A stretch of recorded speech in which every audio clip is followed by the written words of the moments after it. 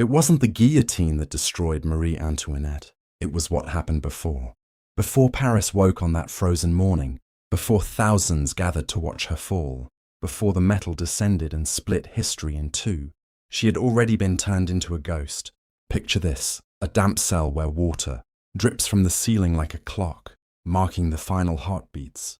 The smell of wet stone, confinement, abandonment, two guards standing motionless, breathing slowly, watching her even while she sleeps. A candle flickers, illuminating her face for just seconds, long enough to reveal her sunken eyes. She trembles, not from cold, from absence. Weeks ago she stopped being the queen. Here she has another name, prisoner number 280. This is not a romantic tale or an exaggerated tragedy. This is methodical dehumanization. Where once there were gold-framed mirrors, now there are walls sweating moisture. Where once there was music, now only the crackling of the candle and the echo of boots in the corridor. Where once there were children running through gardens, now only questions piercing her chest. Are they alive? Will they remember my voice? In this dark place, in this crushing silence, the real story begins. Not at the guillotine, not in revolutionary speeches, not in propaganda. Here where they tried to break her before killing her. Here, where the woman who symbolized wealth became a symbol of guilt. But what no one expected was this. The revolution couldn't destroy the one thing she never let go, her dignity. And that's what turns her ending into something deeper than political punishment. Because the real question isn't how she died. The real question is, what did they do to her before? And why wasn't the guillotine the worst part, but everything they forced her to endure before reaching it? If you want to understand this story with the truth and emotion you've never been told, stay with me. And if this type of deep historical content interests you, subscribe and leave a like. It helps tremendously in bringing you more real stories like this. Long before becoming France's most watched prisoner, Marie Antoinette had been something else. A teenager ripped from Austria and sold as a diplomatic piece. She was 14 when they sent her to Versailles, a palace where every gesture carried weight, where every glance could become rumor, and every rumor could become poison. In Austria, they saw her as a bridge to France. In France, an intruder with a foreign accent. The seed of hatred was planted early. As political tension grew, she learned to survive among mirrors, diamonds, and false smiles. Versailles wasn't beauty, it was theatre. And Marie Antoinette, without wanting it, became the protagonist of a play she didn't write. When economic crisis hit, the people's rage sought a visible target. Ministers' faces weren't on pamphlets. Royal signatures on taxes weren't on walls. The image everywhere was hers. The young queen, the foreigner, the iris spendthrift. The woman propaganda turned into a monster. They painted her as witch, traitor, libertine. They even invented that she'd said, "Let them eat cake," a lie so useful it became truth. Because the revolution didn't need proof. It needed a villain easy to hate. And they found one. The royal family tried to escape at Varennes. They almost made it, but someone recognized them. They stopped their carriage just miles from freedom. When the mob dragged them back to Paris, the carriage windows dripped with spit. The smell of raw fury filled the air. From that day forward, Marie Antoinette stopped being a person. She was reduced to a political object, a trophy, a warning, the living representation of what the revolution promised to destroy. The following months were a slow stripping. First the house, then freedom, then her friendships, and finally the most painful, her children. Some revolutionaries thought it would be enough to execute her quickly, as they'd done with the king. But no, the leaders wanted more. They wanted public humiliation. They wanted to see her cruel before dying. They wanted the entire world to witness how a queen is destroyed. When they took her to the concierge, they did so with a silent message. Here we stop punishing the queen and start breaking the woman. No more silk dresses, no more court rituals, no more music or gardens, only a cell sharp as a sentence and a new name marked in the records, prisoner number 280. But though they stripped everything from her, they didn't achieve what they wanted most, to see her broken. The people's hatred grew outside, but within those damp walls, something began to form that even her enemies never imagined. A silent dignity hardened by loss, and the worst hadn't even begun yet. The concierge was known by one name, the antechamber of death. They led her down a narrow corridor, where the air smelled of ancient moisture and wet clothes. The walls absorbed heat from passing bodies. Each step echoed like a blow, marking her fate. The jailer said nothing, just opened the door with a long, cruel creak. She entered. The door slammed shut with a sound like a sentence. The cell was a stone cube where time stopped. A bed of damp straw, a bucket, a crooked table, a window too high to see the sky, and a constant sound. Water dripping through the walls, drip after drip after drip. But the worst wasn't the stone. It was the eyes that never stopped watching. 2 guards, day and night, without blinking, without speaking, just watching her, monitoring every breath, every gesture, every attempt at dignity. She couldn't even change clothes without feeling those stares piercing her skin. She asked for privacy and got silence. Sometimes a mocking smile, sometimes only their breathing as they watched. The surveillance wasn't for security, it was to break her. The revolution wanted to destroy royalty, but in the concierge, they wanted something else to destroy the woman. Time stopped being measured in hours. It was measured in guard footsteps, distant slams, muffled cries from other prisoners. Sometimes when someone was taken to trial, the others remained in heavy silence, imagining whether that person would return. Marie Antoinette slept little. When she closed her eyes, she saw the scene that haunted her since that cursed July.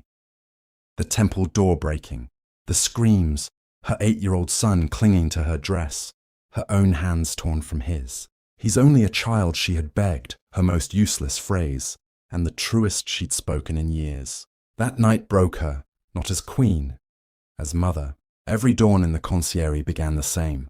She woke sweating, groping for the small portrait of her son hidden near her chest, pressing it like a still-beating heart. That memory was all she had left. Still, the guards tried taking it, searching her dresses, pockets, hands. She resisted, protected that portrait like her own breath.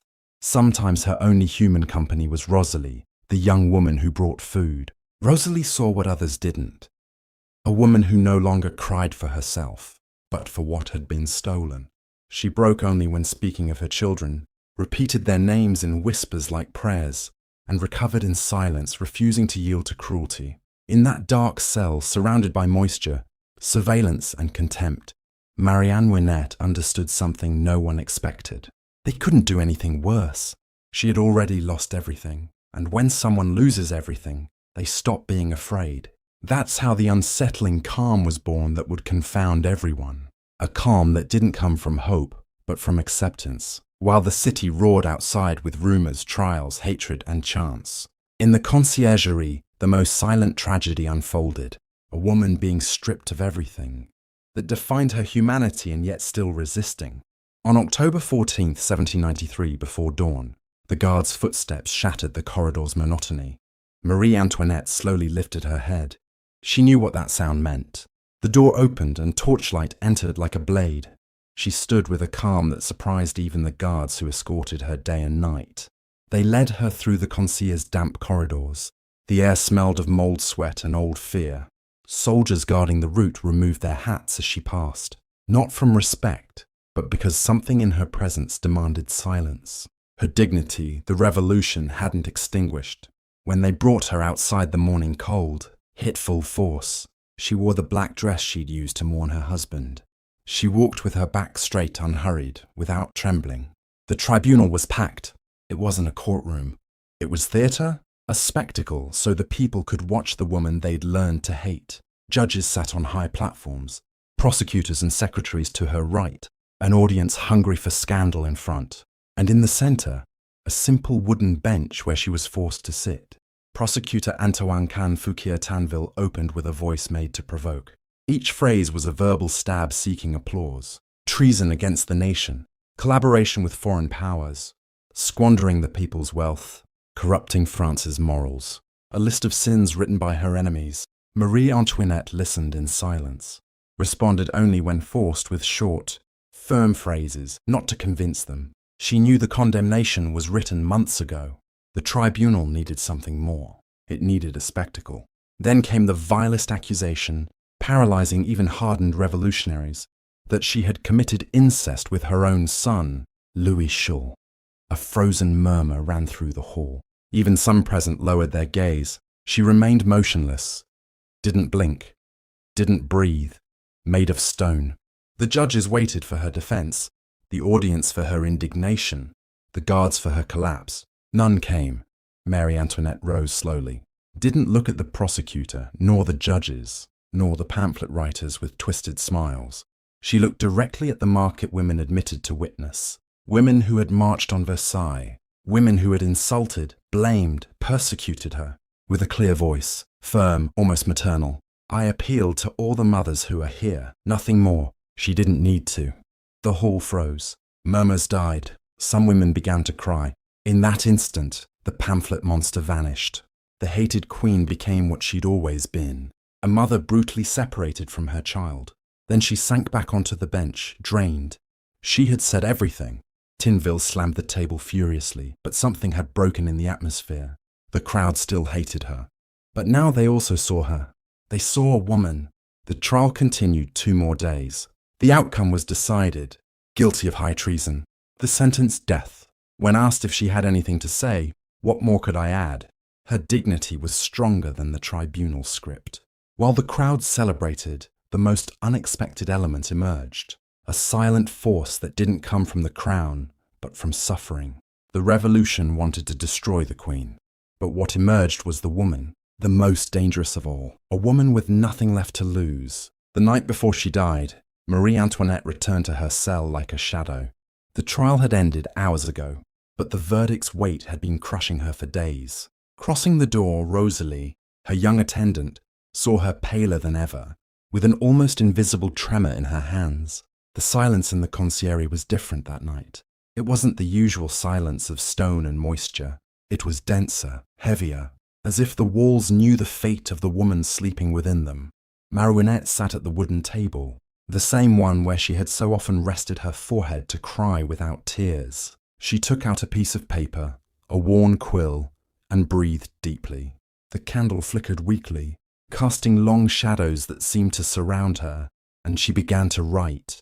She didn't write about injustice. She didn't write about hatred. She wrote about love, about her sister, Madame Elizabeth, about her daughter, about Louis Schul, the boy she knew nothing about since they'd torn him from her arms. Her words were soft, almost a whisper. Don't blame my son. They forced him. He was deceived. I still love him. She wrote that even in heaven, she would still be his mother, that he shouldn't carry the weight of words others put in his mouth, that she forgave him, that she would always forgive him. Each sentence seemed to release a piece of her weary soul. It was her moral testament, forgiveness instead of resentment, kindness instead of hatred. When she finished, she left the letter on the table, and the candle illuminated the fresh ink for a moment. That writing never reached her family's hands. The revolutionaries confiscated it and buried it in hidden archives, as if even her last words were dangerous. Rosalie saw her sigh as she extinguished the candle with her fingers. Can I bring you food, Your Majesty? She smiled with a sweetness that seemed impossible within that prison. No, my child, everything is finished for me. Then she knelt on the stone floor and prayed. She didn't ask to be saved. She didn't ask for miracles. She asked for courage to die without fear. She asked for peace for her children. She asked for forgiveness for those who hated her. When she rose, something in her expression had changed. There was no more resistance, only serenity. She slept a few minutes, her head resting on her arm, right there, where she'd written her last letter. Her breathing was slow, deep, as if her body was already releasing what her mind had accepted days before. At dawn, the jailer's footsteps sounded again. The door opened abruptly. A dry voice announced, "It is time." Marie Antoinette straightened slowly.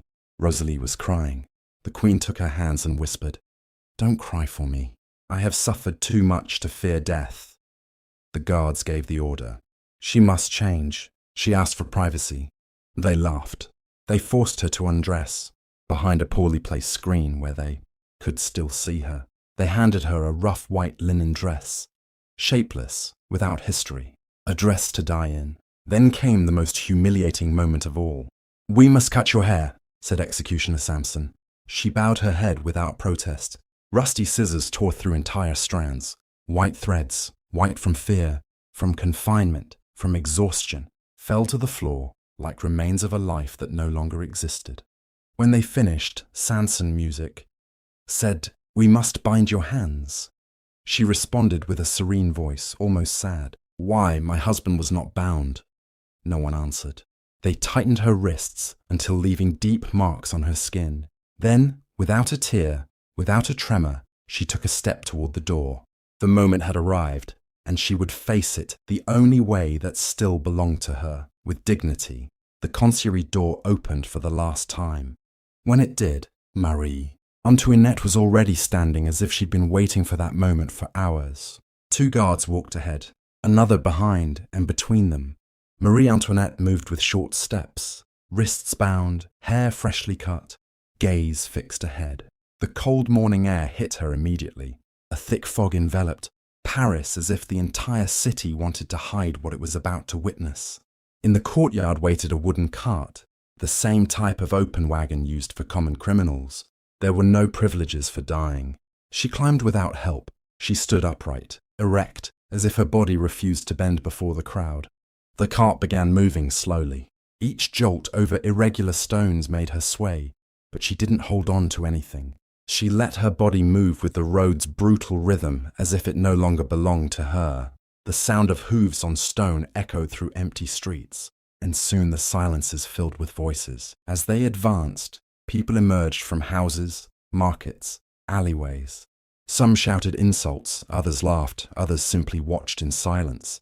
But what was most disturbing wasn't the hatred, it was her silence. Marie Antoinette didn't respond to any shout, didn't lower her gaze, didn't cry, didn't plead. She looked forward toward an invisible point as if walking toward a place where they could no longer reach her. From a balcony, painter Jacques-Louis David, one of the Revolution's chroniclers, saw her pass. He opened his notebook and began to draw. This wasn't the decorated Queen of Versailles. This was an austere figure, firm, almost luminous in her calm. That serenity would become the most famous portrait of her final moments. The cart turned the final corner, the Place de la Revolte before her like a wound. Thousands pressed around the scaffold. The guillotine, tall and dark, cut the grey sky like a metal tower, looming over everything. The cart stopped. Executioner Charles-Henri Sanson descended first and offered his hand. She looked at him and responded softly. "No, thank you. I can do it myself." The stairs creaked as she climbed. Her bound hands made balance difficult, but she didn't ask for help. The cold wind lifted her white dress, making her seem for an instant lighter, almost incorporeal. As she turned to position herself on the plank, her foot brushed the executioner's. A minimal accident, an insignificant gesture, and yet it was her final act. "Forgive me, sir," she whispered. "I did not do it on purpose." No speech, no drama, just an apology. A humility so disconcerting that even those who had come to hate her felt a knot in their throats. The plank tilted, the mechanism tensed. Absolute silence covered the square. For one instant, the entire world seemed to hold its breath. Then metal, a dry blow, and everything ended. The crowd erupted. Long live the Republic. Long live the nation. Sanson lifted her severed head by its pale hair, displaying it to the masses. For them, victory. For her release, some witnesses later claimed they saw something strange. An expression of peace on her face that seemed untouched by violence. Her body was thrown into a mass grave. No ceremony, no marker, just soil and silence. They buried her like a criminal, but her memory refused to stay underground. That quiet apology whispered in the face of death became a symbol. Proof that even in the depths of cruelty, humanity can endure. For years, no one could say where she lay. Her name was deliberately erased from records. The revolutionaries believed they had ended her story forever, but symbols cannot be buried. 22 years later, her remains were found and moved to the royal tomb at Saint-Denis. The Queen denied a grave, finally received one. But here's what matters.